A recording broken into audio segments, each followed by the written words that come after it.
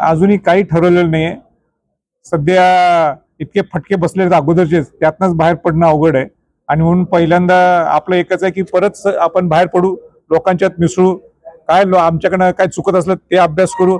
आणि म्हणून सध्या एकच डोक्यात आहे की इलेक्शन लढवण्यापेक्षा पहिल्यांदा आपल्या काय चुका आहेत, लोकांना आपल्याकडनं काय अपेक्षा आहेत, आपण पुढे कसं जायला पाहिजे या दृष्टिकोनातून विचार विनिमय चालू आहे.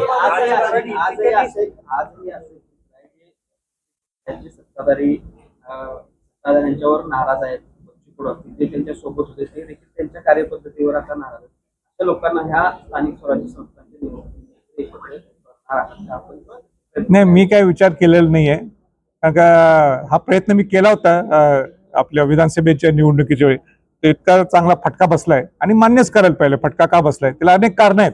आणि म्हणून त्या कारणांना मला खोल जायचं नाही. पण लोकांची सेवा हे प्रामाणिक परत करत राहणं हाच आमचा दृष्टिकोन आहे. प्रामाणिकपणे राजकीय पक्ष चालवणं आताच्या घडीला शक्य नाही असं स्पष्ट वाटतं तुम्हाला? नाही, निश्चित नाही वाटतेच. काय चुकीचं नाहीये.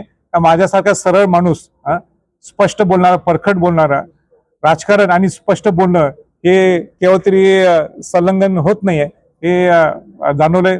पैशाचा सुद्धा मोठा खेळ असतो, हे सुद्धा आमच्याकडे तसा काही पैसा नाहीये.